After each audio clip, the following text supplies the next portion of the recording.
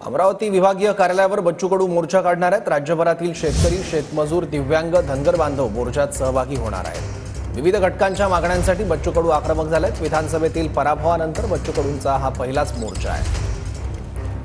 याबद्दल आणखी माहिती घेऊया, आपले प्रतिनिधी स्वप्नील उमप आपल्या सोबत आहे। स्वप्नील, काय स्वरूप असणार आहे या मोर्चाचं?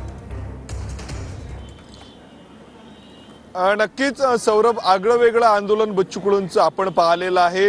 विधानसभा निवडणुकीच्या पराभवानंतर पहिलाच मोर्चा आज बच्चू कडूंचा आहे आणि या मोर्चाचं नाव आहे मेंढपाळ वाडा आंदोलन आहे। त्यासाठी जर आपण पाहिलं तर पोलिसांचा मोठ्या प्रमाणावर अमरावतीमध्ये बंदोबस्त लावण्यात आलेला आहे।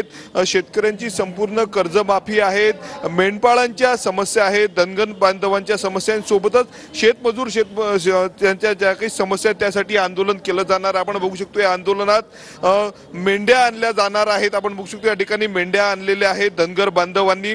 मोठं हे आंदोलन असणार आहे, परंतु माहिती अशी मिळते की आंदोलन सुरू होण्यापूर्वीच पोलिसांनी या मेंढ्यांना, बकऱ्यांना ताब्यात घेतलेलं आहे। लक्षवेधी असं आंदोलन संपूर्ण हे बच्चू कडूंचं असणार आहे।